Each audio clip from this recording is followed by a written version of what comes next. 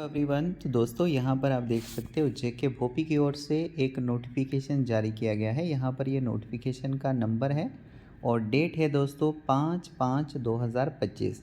इस नोटिफिकेशन में इन्होंने ऑनलाइन जो एप्लीकेशन फॉर्म्स है उसके लिए यहाँ पर इनवाइट किया गया है इनकी ओर से। अगर आप यहाँ पर एमएससी नर्सिंग कोर्स में एडमिशन लेना चाहते हैं तो आप फॉर्म को फिल कर सकते हैं ऑनलाइन मोड से। और यहाँ पर फॉर्म फिल करने के बाद जो आपका एंट्रेंस एग्ज़ाम लिया जाएगा जेके भोपी की ओर से, तो उसकी एंट्रेंस डेट जो है वो भी यहाँ पर मेंशन कर दी गई है।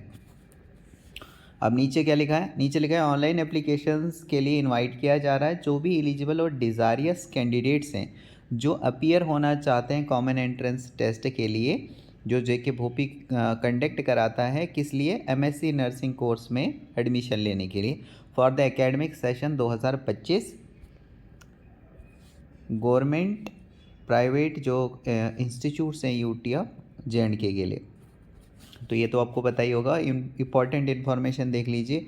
7 मई 2025 से फॉर्म लगना शुरू हो जाएंगे ऑनलाइन मोड से, आप फॉर्म फिल कर पाएंगे। 20 मई 2025 मिडनाइट यानी रात के 12 बजे से पहले पहले तक आप 20 मई 2025 रात के 12 बजे से पहले पहले तक फॉर्म को फिल कर सकते हैं। लास्ट डेट आपको पता लग गई। अब फीस यहाँ पर रखी गई है 1500 रुपये। ये आप online through national credit card, debit card या फिर नेट बैंकिंग के थ्रू जो फ़ीस है वो पे कर सकते हैं। वो रखी गई है 1500 रुपये की फ़ीस है। और बाकी जो है इन इंफॉर्मेशन ब्रोकर के थ्रू सिलेबस आपको मिल जाएगा। कॉमन एंट्रेंस टेस्ट में कहाँ से क्वेश्चंस वगैरह पूछे जाएंगे वो आपको मिल जाएगा।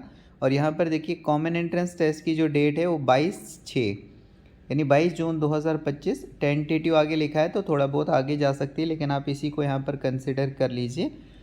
इसी को लेकर आप चलिए और इसी तरीके से इसी डेट को लेकर मतलब आपने तैयारी भी उसी तरीके से करनी है।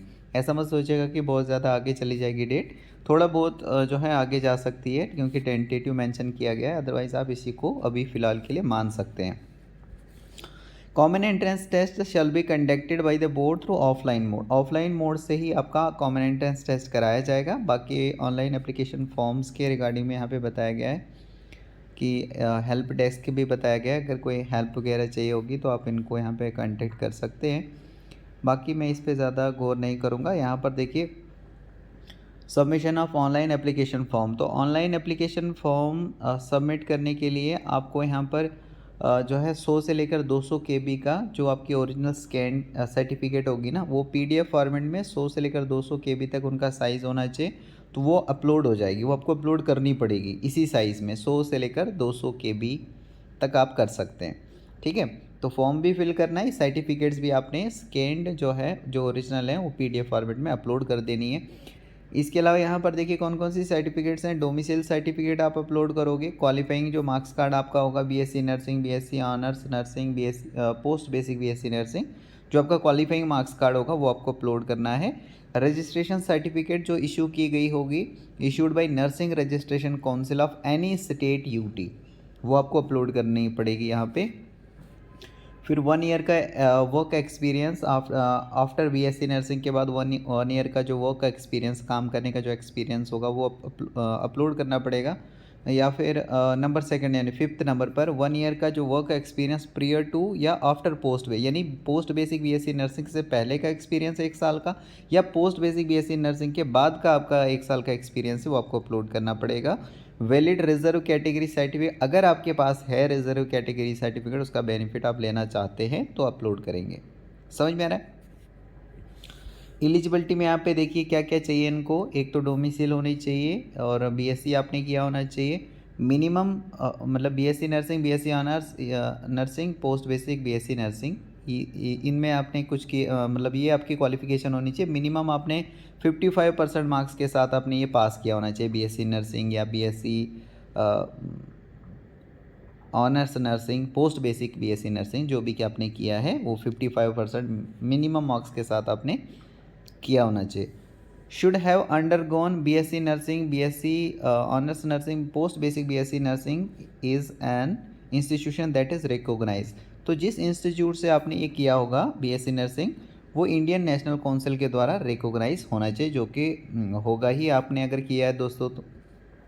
शुड बी रजिस्टर्ड नर्स आप होने चाहिए एंड रजिस्टर्ड मिडवाइफ या फिर इसके इक्वलेंट में विद एनी स्टेट यूटी, किसी भी स्टेट या यूटी से यूटी नर्सिंग रजिस्ट्रेशन काउंसिल के द्वारा आप रजिस्टर्ड नर्स होने चाहिए और 1 ईयर का एक्सपीरियंस होना चाहिए आफ्टर बीएससी के बाद या फिर पोस्ट बेसिक बीएससी नर्सिंग के बाद या पहले आपका 1 साल का एक्सपीरियंस होना चाहिए। यहाँ पे देखिए 1 ईयर का एक्सपीरियंस आफ्टर बीएससी नर्सिंग, फिर लिखा है हैज़ ए मिनिमम ऑफ, कम से कम आपका 1 साल का एक्सपीरियंस होना चाहिए बिफोर या फिर after post basic BSc nursing, यानी पोस्ट बेसिक बीएससी नर्सिंग के बाद या पोस्ट बेसिक बीएससी नर्सिंग से पहले आपका 1 साल का एक्सपीरियंस होना चाहिए।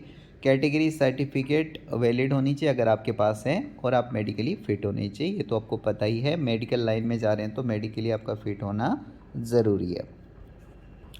ओके, सिलेबस वगैरह जो है वो आपको मिल जाएगा ई इन्फॉर्मेशन ब्रोक्योर के थ्रू, जैसे मैंने स्टार्टिंग में ही बताया। और यहाँ पर syllabus for common entrance test is available e information brochure. Examination जो कंडक्ट कराया जाएगा इसका ड्यूरेशन 2 घंटे का होगा और 120 क्वेश्चंस आपको मल्टीपल चॉइस के उसमें मिलेंगे, कंप्राइजिंग डिफरेंट सेक्शंस उसमें होंगे, तो 120 क्वेश्चंस का आपको पूछा जाएगा। फिर यहाँ पे बताया गया एडमिशन के टाइम पर, मतलब यो जो आपको मान लीजिए आपका पेपर भी हो गया, रिजल्ट भी आउट हो गया, काउंसलिंग भी आपकी हो गई, आपको इंस्टीट्यूट भी दे दिया गया, कॉलेज भी दे दिया, तो जब आप कॉलेज आप ज्वाइन करोगे, जो कॉलेज आपको अलॉट किया जाएगा, तो उस कॉलेज में आपको ये ओरिजिनल डॉक्यूमेंट्स उस टाइम पर जमा कराने हैं। क्या marks card of BSc nursing, जो भी आपने मतलब किया हुआ है, जो भी आपकी क्वालिफ़िकेशन है, वो उसका मार्क्स कार्ड आप ओरिजिनल वहाँ पर जमा करोगे, डोमिसाइल सर्टिफिकेट जमा करोगे, रजिस्ट्रेशन सर्टिफिकेट जमा करोगे, जो आपका एक्सपीरियंस है 1 साल का वो आप वहाँ पर जमा करोगे, कैटेगरी अगर आपके पास है वो वहाँ पर आप जमा करोगे, और उसके अलावा जो डॉक्यूमेंट इंस्टीट्यूट को रिक्वायर्ड होगा, जैसे एफिडेविट वगैरह हो गया, है ना, फ़ीस वगैरह होगी, ये सारी चीज़ें होती है। तो उस टाइम पर जो भी चीज़ें होंगी जो इंस्टीट्यूट आपसे मांगेगा तो वो आपको वहाँ पर जमा करना है। ऐसा नहीं है कि ऐसे डॉक्यूमेंट्स आपसे मांगे जाएंगे जो आप कंप्लीट नहीं कर सकते, इजीली आप कंप्लीट कर पाएंगे, इसमें टेंशन लेनी। जैसे मैंने आपको पहले ही बताया ना, एफिडेविट वगैरह, फ़ीस वगैरह, ये सब चीज़ें होंगी जो आपको वहाँ पर